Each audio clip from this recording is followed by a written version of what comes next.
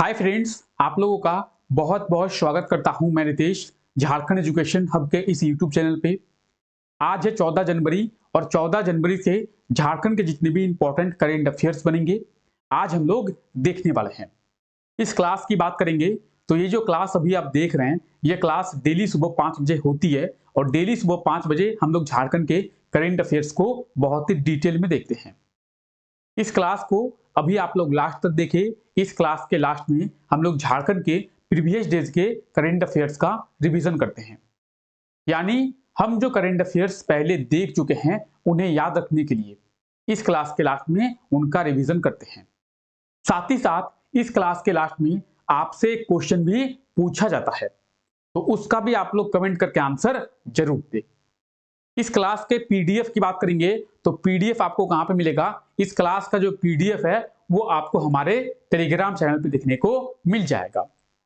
Telegram पे आप लोगों को ना केवल पीडीएफ बल्कि सभी क्लासेस के नोटिफिकेशंस, सभी क्लासेस के डिटेल्स, सभी क्लासेस के अपडेट्स, इनफैक्ट झारखंड की वैकेंसी के डिटेल्स भी आपको हमारे टेलीग्राम चैनल पे देखने को मिल जाएगा। तो आप अभी जाके हमारे टेलीग्राम चैनल को ज्वाइन कर लें। इस क्लास के नीचे डिस्क्रिप्शन में आप लोगों के लिए टेलीग्राम का लिंक दिया हुआ है, उस लिंक के थ्रू जाकर आप हमारे टेलीग्राम चैनल को ज्वाइन कर पाएंगे। साथ ही साथ आप टेलीग्राम ऐप पर जाकर झारखंड एजुकेशन हब ये सर्च करके भी हमारे टेलीग्राम चैनल से जुड़ सकते हैं। तो टेलीग्राम का आप लोग जरूर ज्वाइन कर ले और आप हमें फेसबुक पे भी ज्वाइन कर सकते हैं। आपका कोई डाउट, कोई कंसर्न, कोई मैसेज होगा तो आप हमें फेसबुक पे मैसेज कर सकते हैं। साथ ही साथ आप हमें इंस्टाग्राम पे जरूर से जरूर फॉलो कर लें। इंस्टाग्राम पे आप लोगों के लिए झारखंड के करेंट अफेयर्स का क्विज जो है वो आयोजित किया जाता है। कुछ इस तरीके से करेंट अफेयर्स का क्विज जो है वो इंस्टाग्राम पे आयोजित किया जाता है। इस क्विज के हेल्प से आप जो है झारखंड के करेंट अफेयर्स का आसानी से रिवीजन कर पाएंगे। तो आप हमें इंस्टाग्राम पे जरूर से जरूर फॉलो कर ले। इंस्टाग्राम का लिंक भी नीचे डिस्क्रिप्शन में दिया हुआ है। तो चलिए हम अपने क्लास को शुरू करते हैं और देखते हैं आज हम लोग झारखंड के किन किन करेंट अफेयर्स के बारे में जानने वाले हैं। उससे पहले मैं आपसे ये रिक्वेस्ट करूंगा कि अगर आप लोग इस चैनल पर नए हैं तो चैनल को अभी सब्सक्राइब कर दे और बेल आइकन को जरूर प्रेस कर दे ताकि हमारे आने वाले लेटेस्ट वीडियो का नोटिफिकेशन आप लोगों को मिल सके। और वीडियो को एक लाइक जरूर कर दे, वीडियो को अपने दोस्तों तक भी जरूर शेयर कर दे। चलिए हम अपना पहला क्वेश्चन देखते हैं। तो देखिए पहले क्वेश्चन में आपसे ये पूछा गया है कि हाल ही में झारखंड के निर्देशक संतोष ओझा की शॉर्ट फिल्म प्यारे पापा को कब रिलीज किया गया है? तो झारखंड के निर्देशक है संतोष ओझा, इनके द्वारा एक फिल्म बनाया गया है।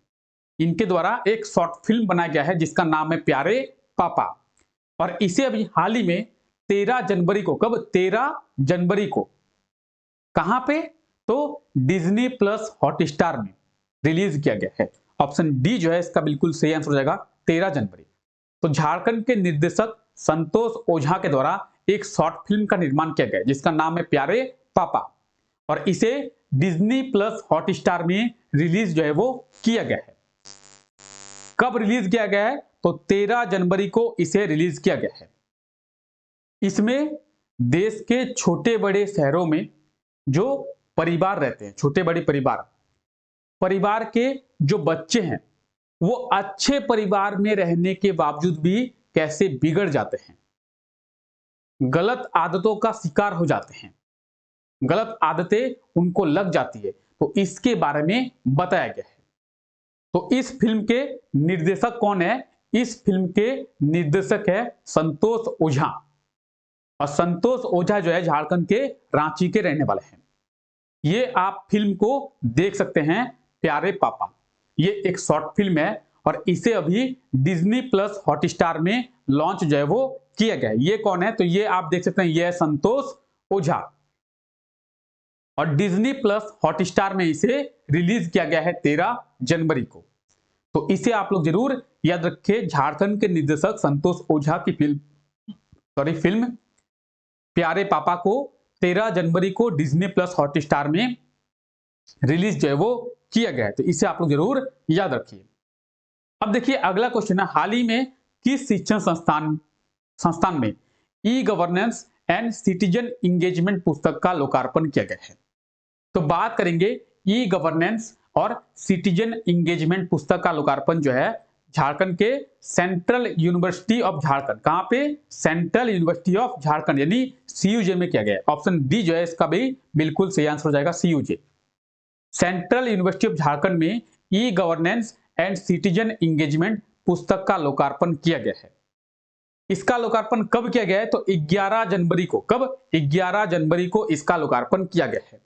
सीयूजे की बात करेंगे तो सीयूजे कहां पे है? सीयूजे है ये रांची में स्थित है। ये आप देख सकते हैं, ये सीयूजे यानी सेंट्रल यूनिवर्सिटी ऑफ झारखंड। इसकी स्थापना की बात करेंगे 2009 में। कब? 2009 में इसकी स्थापना की गई थी। ठीक है, तो इसे आप लोग जरूर याद रखें। कहां पे? ये रांची में स्थित है। अगला क्वेश्चन क्या है? अगला क्वेश्चन है, हाल ही में झारखंड के किस शिक्षण संस्थान को इंटर्नशाला वार्षिक रैंकिंग 2022 में ईस्ट जोन में पहला स्थान दिया गया है? तो इंटर्नशिप की बात करेंगे या फिर इंटर्नशाला की बात करेंगे तो इंटर्नशाला वार्षिक रैंकिंग 2022 में धनबाद जिले स्थित बीआईटी सिंदरी को ईस्ट जोन में पहला स्थान दिया गया, यानी पूर्वी क्षेत्र में पहला स्थान दिया गया है। ऑप्शन ए जो है इसका बिल्कुल सही आंसर हो जाएगा, बीआईटी सिंदरी। बीआईटी सिंदरी कहां पर स्थित है? तो ये धनबाद में स्थित है। अब बात करेंगे इंटर्नशाला की, तो इंटर्नशाला में इसे पूर्वी क्षेत्र में पहला स्थान दिया गया है और पूरे देश भर में 17 नंबर का रैंक जो है बीआईटी सिंदरी को पूरे देश भर में दिया गया है और पूर्वी क्षेत्र में यानी ईस्ट जोन में पहला स्थान इसे दिया गया है। बात करेंगे तो 515 जो है कॉलेज इसमें हिस्सा लिया था इंटर्नशाला में। 515 कॉलेज इंटर्नशाला में भाग लिया था और पूर्वी क्षेत्र की बात करेंगे, ईस्ट जोन की बात करेंगे तो ईस्ट जोन से 55 कॉलेज जो है वो भाग लिए थे। कितने? 55 कॉलेज जो है वो भाग लिए थे। ठीक है, तो इंटर्नशिप में क्या किया गया है? बीआईटी सिंदरी को ईस्ट जोन में पहला स्थान, और बात करेंगे पूरे देश में तो पूरे देश में आप देख सकते हैं 17वां स्थान दिया गया है बीआईटी सिंदरी। तो ये देखिए आप, ये है बीआईटी सिंदरी, कहां पे? ये धनबाद में स्थित है। अब बीआईटी सिंदरी धनबाद में स्थित है तो धनबाद में आईआईटी आईएसएम भी स्थित है। आईआईटी आईएसएम भी धनबाद में ही स्थित है और आईआईटी आईएसएम जो है वो झारखंड का एकमात्र आईआईटी कॉलेज है। झारखंड में वर्तमान में केवल एक ही आईआईटी कॉलेज है जिसका नाम है आईआईटी आईएसएम और वो जो है धनबाद में स्थित है। हम लोग बात कर रहे थे बीआईटी सिंदरी के बारे में, तो बीआईटी सिंदरी का स्थापना 1949 में हुआ था। कब? 1949 में। ये देखिए ये है बीआईटी सिंदरी, तो 1949 आप ये देख सकते हैं 1949 में बीआईटी सिंदरी की स्थापना जो है वो की गई थी। अब ये धनबाद में स्थित है तो धनबाद के बारे में थोड़ा हम लोग बात करते हैं। धनबाद, तो धनबाद जो है पॉपुलेशन डेंसिटी के मामले में, जनसंख्या घनत्व के मामले में पूरे झारखंड का पहला जिला है, यानी पूरे झारखंड में सबसे ज्यादा पॉपुलेशन डेंसिटी, जनसंख्या घनत्व कहां पे पाया जाता है? तो पूरे झारखंड में सबसे ज्यादा पॉपुलेशन डेंसिटी धनबाद में ही पाई जाती है। धनबाद के पॉपुलेशन डेंसिटी की बात करेंगे 1300 यहां का पॉपुलेशन डेंसिटी है। यही नहीं बल्कि धनबाद जो है सेक्स रेशियो के मामले में यानी लिंगानुपात के मामले में पूरे झारखंड में सबसे लास्ट है। एक तरफ से पहला स्थान मिला है तो एक तरफ से वो आखिरी अंतिम स्थान, यानी पूरे झारखंड में सबसे खराब सेक्स रेशियो किसका है? सबसे कम सेक्स रेशियो किसका है? तो धनबाद का। कितना है? 908। अब सेक्स रेशियो क्या होता है, लिंगानुपात क्या होता है, तो बहुत लोगों को यह नहीं पता सेक्स रेशियो होता क्या है। तो 1000 लड़कों पर लड़कियों की संख्या उसे कहते हैं सेक्स रेशियो, लिंगानुपात। धनबाद में सबसे कम है, यानी 1000 लड़कों पर 908 जो है वो लड़कियां हैं धनबाद में।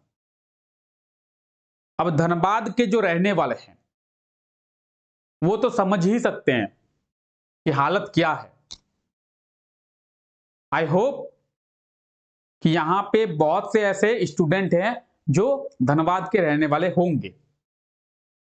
बाकी आप समझ ही सकते हैं कि 1000 लड़कों पर 908 लड़कियां हैं, तो 92 लड़के जो है वो कुंवारे रहेंगे या शादी करेंगे या नहीं करेंगे, वो तो वही जाने। मतलब 92 लड़कों का क्या होगा ये तो आप ही समझ सकते हैं। ठीक है, तो चलिए आगे बढ़ते हैं।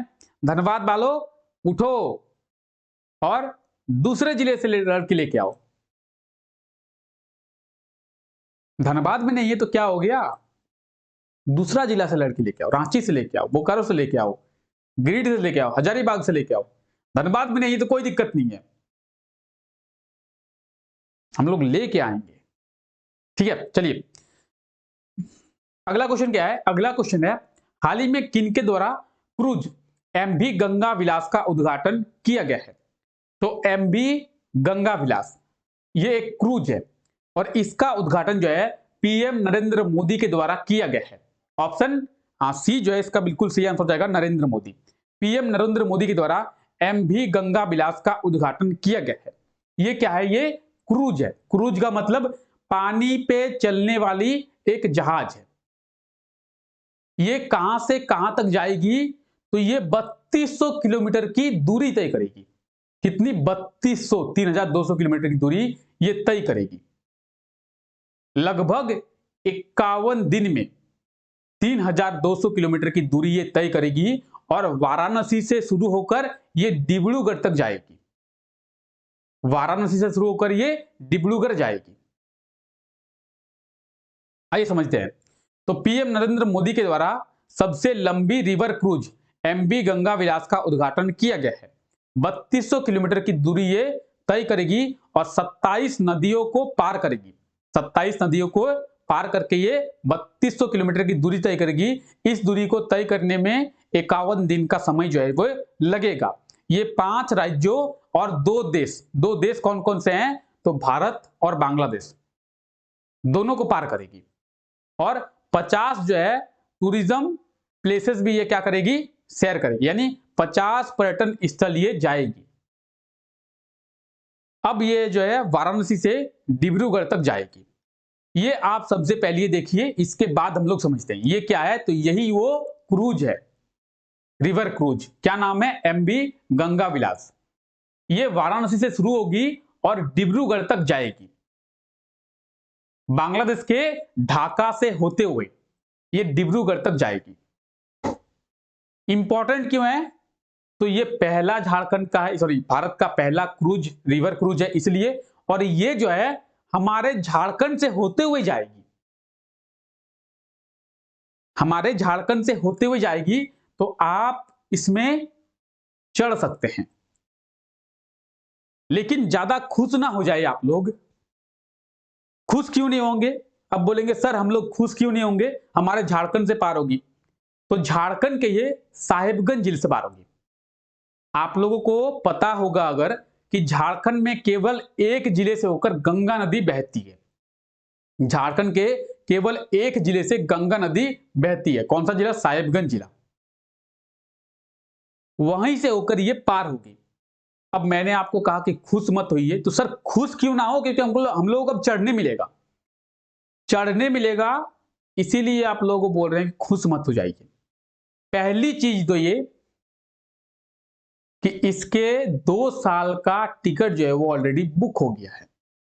आने वाले 2 साल का टिकट बुक हो गया है। और अगर टिकट आपको मिल भी जाती है किसी तरीके से, कोई कैंसिल कर देता है तो शायद आपको मिल भी जाए, तो इसका जो टिकट है वो सस्ता नहीं है। इन 51 दिन के लिए 12.5 लाख का खर्चा जो है इसमें आएगा। यानी एक दिन का मान के रखिए आप लोग 24,500, 24,500 का एक दिन का इसमें खर्चा आएगा इसमें चढ़ने के लिए। तो इसमें एक दिन चढ़ने के लिए आपको 24,500 का जेब ढीला करना पड़ेगा। आने वाले 2 साल का टिकट जो है ये बुक हो चुका है। वाराणसी से लेकर डिब्रूगढ़ तक जाएगी। टोटल 3200 किलोमीटर की दूरी ये तय करेगी, जिसमें 5 राज्य और 2 देश है, भारत और बांग्लादेश। और टोटल 51 पर्यटन स्थल है जिनको ये शेयर करेगी। बाकी आप इस आर्टिकल में सभी चीजें पढ़ सकते हैं और ये जो है आप रूट को देख सकते हैं। ये आप रूट को देख सकते हैं, नीचे आपको रूट दिखा गया है। तो कुछ इस तरीके से ये पार होगी और वाराणसी से लेकर बांग्लादेश के ढाका से होते हुए ये डिब्रूगढ़ जाएगी। ठीक है, अब जो है ये हमारा झारखंड का मैप है और झारखंड के मैप में अगर आपको पता होगा तो यहां से गंगा नदी बहती है, यहां से गंगा नदी बहती है। सॉरी, थोड़ा इसको मिटाते हैं। यहां से जो है गंगा नदी बहती है। अब गंगा नदी जब यहां से बहती है तो ये जो क्रूज है यहां से पार होगी, तो झारखंड के केवल एक जिले से ये पार होगी, वो है साहिबगंज जिला। तो साहिबगंज जिले से ये जो क्रूज है ये पार होगी। पीएम नरेंद्र मोदी के द्वारा इसका उद्घाटन किया गया। किनके द्वारा? तो पीएम नरेंद्र मोदी के द्वारा इसका उद्घाटन किया गया है। बाकी आप लोग इसका लेंथ और विड्थ देख सकते हैं। ये जो है 62.5 मीटर से लेकर जो है 12.8 मीटर चौड़ा है, यानी 62.5 मीटर लंबा है, 62.5 मीटर लंबा है और लगभग 13 मीटर क्या ये चौड़ा है। ठीक है, 3200 किलोमीटर की दूरी ये तय करेगी, जिसमें 51 दिन का समय लगेगा। इसके बारे में मैंने आपको बताया है। और क्या है, तो 12.5 लाख का जो इसमें खर्चा आएगा, यानी एक दिन के लिए 24,500 रुपये आपको खर्च करने होंगे। खाने पीने की सभी की व्यवस्था रहेगी। यहाँ पे आपको रेस्टोरेंट भी मिल जाएगा, इसी क्रूज के अंदर आपको जिम भी मिल जाएगा, आपको सैलून भी मिल जाएगा। सभी फैसिलिटी जो है इस क्रूज के अंदर दी हुई है। आपको पार्लर भी मिल जाएगा। ठीक है, तो इसे आप लोग याद रखिए, ये हमारे भारत का पहला क्रूज है। ठीक है, पहला रिवर क्रूज है। अगला क्वेश्चन है, हाल ही में किनके द्वारा इन्वेस्ट मध्य प्रदेश सम्मेलन का उद्घाटन किया गया है? तो इन्वेस्ट मध्य प्रदेश सम्मेलन का उद्घाटन पीएम नरेंद्र मोदी के द्वारा ही किया गया है। इसका भी ऑप्शन सी बिल्कुल सही आंसर हो जाएगा, पीएम नरेंद्र मोदी। पीएम नरेंद्र मोदी के द्वारा ही मध्य प्रदेश के इंदौर में इन्वेस्ट मध्य प्रदेश सम्मेलन का उद्घाटन किया गया है। तो हाल ही में मध्य प्रदेश के इंदौर में invest Madhya Pradesh global investor summit 2023 का आयोजन किया गया था, जिसमें पीएम मोदी के द्वारा इसका उद्घाटन वर्चुअली किया गया है। वर्चुअली क्या होता है आप लोग समझिए, वीडियो कॉल के माध्यम से, वीडियो कॉल के जरिए जिसका उद्घाटन किया जाता है उसे कहते हैं वर्चुअली। ठीक है, तो जब भी आप सुने कि मीटिंग हुई है वर्चुअली, सम्मेलन हुआ है वर्चुअली, रैली हुई है वर्चुअली, आपको अगर पता हो तो कोविड के टाइम वर्चुअली रैली हो रही थी, तो इसका मतलब यह है कि वीडियो कॉल के माध्यम से ये सभी चीजें की जा रही है। वर्चुअली उद्घाटन किया गया मतलब वीडियो कॉल के माध्यम से पीएम नरेंद्र मोदी के द्वारा इसका उद्घाटन किया गया। किसका? Invest Madhya Pradesh global investor summit 2023। कहां पे आयोजन किया गया था? तो मध्य प्रदेश के इंदौर में। और इंदौर जो है पूरे भारत का सबसे स्वच्छ शहर है, तो इंदौर में इसका आयोजन किया गया था। इसको करने का मुख्य उद्देश्य क्या था?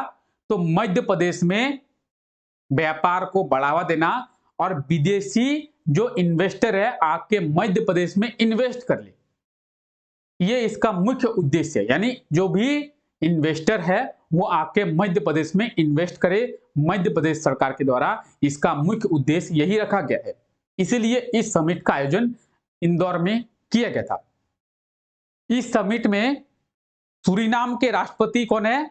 तो सूरीनाम के राष्ट्रपति है चंद्रिका प्रसाद संतोखी और गुयाना के राष्ट्रपति है डॉक्टर मोहम्मद इरफान अली। ये दोनों शामिल हुए थे, सूरीनाम के राष्ट्रपति और गुयाना के राष्ट्रपति इसमें शामिल हुए थे। इसका जो आयोजन है वो 11 और 12 जनवरी को इंदौर में किया गया था। बात करेंगे इसके थीम की, तो इसका थीम आप लोग याद रखें, मध्य प्रदेश आ future ready state. Madhya Pradesh आ फ्यूचर रेडी स्टेट, ये इसका थीम है। तो आई होप ये सभी चीजें आप समझ गए होंगे। 2 देशों के राष्ट्रपति इसमें शामिल हुए थे। किसमें? तो इस समिट में कहां कहां के? सूरीनाम के राष्ट्रपति और गुयाना के राष्ट्रपति इसमें शामिल हुए थे। इसका थीम क्या है? तो मध्य प्रदेश आ फ्यूचर रेडी स्टेट। इसका उद्घाटन पीएम नरेंद्र मोदी के द्वारा वर्चुअली किया गया था। 11 जनवरी को इसका उद्घाटन पीएम नरेंद्र मोदी के द्वारा किया गया था और इंदौर में इसका जो आयोजन है वो किया गया था। तो ये आप देख सकते हैं, Madhya Pradesh the future ready state, ये इसका थीम है। ठीक है। मध्य प्रदेश के सीएम कौन है? तो ये है मध्य प्रदेश के सीएम कौन? शिवराज सिंह चौहान। ठीक है, तो इसे आप लोग याद रखिए। ठीक है। अब देखिए, पिछले क्लास में आपसे एक क्वेश्चन पूछा गया था कि झारखंड के कितने पर्यटन स्थल पर स्काई वॉक का निर्माण जो है वो किया जाएगा।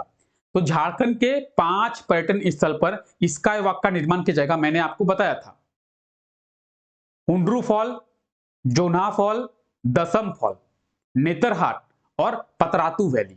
इन 5 पर्यटन स्थल पर स्काई वॉक का निर्माण झारखंड सरकार के द्वारा किया जाएगा। बिहार के राजगीर में इसका निर्माण ऑलरेडी किया गया है। अब झारखंड में इसका निर्माण 5 पर्यटन स्थल पर किया जाएगा। ऑप्शन ए जो है इसका बिल्कुल सही आंसर हो जाएगा 5। ठीक है। अब ये आज के लिए आपका क्वेश्चन है, हाल ही में किस जिले में 20वें पुस्तक मेला का आयोजन जो है वो किया गया है। तो 20वें पुस्तक मेला, इसका आयोजन झारखंड के किस जिले में किया गया है? जो भी इसका सही आंसर होगा आप लोग कमेंट करके आंसर दे और इसके बारे में आप लोग डिटेल में लिखिए। ठीक है, तो इसके बारे में आप लोग डिटेल में लिखिए। चलिए हम लोग झारखंड के प्रीवियस डेज के करंट अफेयर्स का रिवीजन करते हैं। इसमें हमारा पहला क्वेश्चन है, हाल ही में रांची में संसद खेल महोत्सव का आयोजन कब किया जाएगा। तो रांची में फरवरी महीने में, कब? फरवरी महीने में संसद खेल महोत्सव का आयोजन किया जाएगा। ऑप्शन बी जो है इसका बिल्कुल सही आंसर हो जाएगा। मैंने आपको झारखंड के करंट अफेयर के क्लास में बताया था बहुत ही डिटेल में कि 17 फरवरी से रांची में संसद खेल महोत्सव का आयोजन जो है वो किया जाएगा। रांची के मेगा स्पोर्ट्स कॉम्प्लेक्स में इसका आयोजन किया जाएगा। 17 से लेकर 19 फरवरी तक इसका आयोजन किया जाएगा और इस प्रतियोगिता में archery, athletics, wushu, kabaddi, badminton, योगासन आदि जो प्रतियोगिताएं हैं उसका आयोजन किया जाएगा। तो संसद खेल महोत्सव का आयोजन 17 से 19 फरवरी को रांची में किया जाएगा। ठीक है, ये क्या है? तो ये है मेगा स्पोर्ट्स कॉम्प्लेक्स और यहीं पे इसका आयोजन जो है वो किया जाएगा। ठीक है, अगला क्वेश्चन क्या है? अगला क्वेश्चन है, हाल ही में किस वर्ष देश में हाइड्रोजन ट्रेन की शुरुआत की जाएगी। तो हाल ही में भारत के रेलवे मंत्री अश्विनी वैष्णव के द्वारा यह घोषणा किया गया था कि दिसंबर 2023 में भारत का पहला हाइड्रोजन ट्रेन की शुरुआत जो है भारत में कर लिया जाएगा। ऑप्शन ए जो है इसका बिल्कुल सही आंसर हो जाएगा 2023। इसके बारे में भी हम लोग देख चुके हैं। ठीक है, आज जो हम लोग इसका बस रिवीजन कर रहे हैं। तो ये है वो हाइड्रोजन ट्रेन, इसे 2023 दिसंबर में चलाया जाएगा, यानी इसी वर्ष दिसंबर के महीने में इसे शुरू कर लिया जाएगा। ठीक है, अगला क्वेश्चन क्या है? अगला क्वेश्चन है, हाल ही में कब से राज्य स्तरीय खेलो झारखंड प्रतियोगिता की शुरुआत जो है वो किया गया है।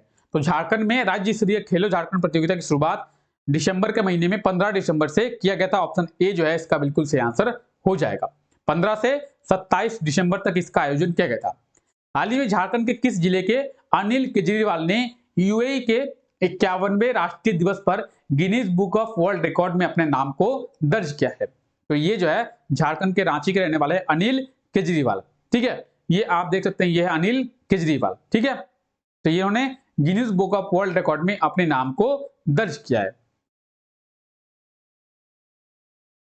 हाल ही में कब अंतरराष्ट्रीय मानवाधिकार दिवस, human rights day, international human rights day जो है वो मनाया गया है। तो इसका सही आंसर क्या होगा? इसका सही आंसर होगा 10 दिसंबर। 10 दिसंबर को इंटरनेशनल ह्यूमन राइट्स डे मनाया जाता है। तो इसे आप लोग जरूर याद रखिए। ठीक है, तो इंटरनेशनल ह्यूमन राइट्स डे 10 दिसंबर को मनाया जाता है। तो चलिए आज के लिए हम लोग इतना ही रखते हैं। आई होप कि आपको ये वीडियो अच्छा लगा है। अगर आपको ये वीडियो अच्छा लगा है तो वीडियो को लाइक कर दे और चैनल पर नए हैं तो चैनल को अभी सब्सक्राइब कर दे। मिलते हैं नेक्स्ट वीडियो में, तब तक के लिए thank you, take care, bye bye.